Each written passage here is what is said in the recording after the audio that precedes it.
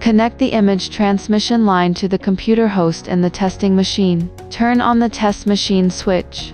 Press the power button to start the testing machine. Open the high temperature chamber protection door. Use the hand control box to lower the upper clamp to the appropriate position. Place the calibration grid plate between the upper and lower clamps and fix it slightly. Close the high temperature chamber protection door and lock it. Move the power switch and click the power button to start the high temperature chamber. Press the lighting button to turn on the high temperature chamber light. Turn the knob to adjust the brightness of different gears. Connect video extensometer lines.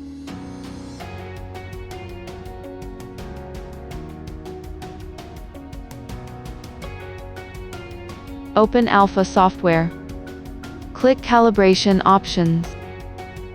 Create a new M2BL16 calibration option.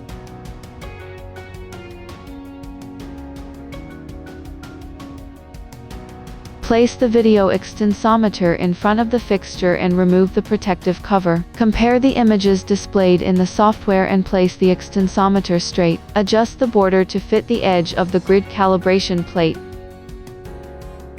Open the Settings option and turn on the Digital Output option. Return to the main menu and create a method. Click the AUI selection button to crop the display area. Click the probe button and select the dual probe. Compare it to the calibration grid and adjust it to a straight line. Click Value to check the value to be displayed. Open the protective door and select the calibration grid plate. Pull out the bolts, adjust the upper and lower clamps.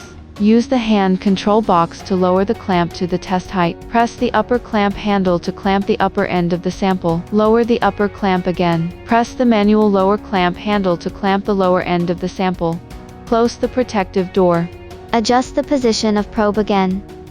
Switch to the high temperature chamber operation interface and set the heating temperature. Click the Run button to start heating.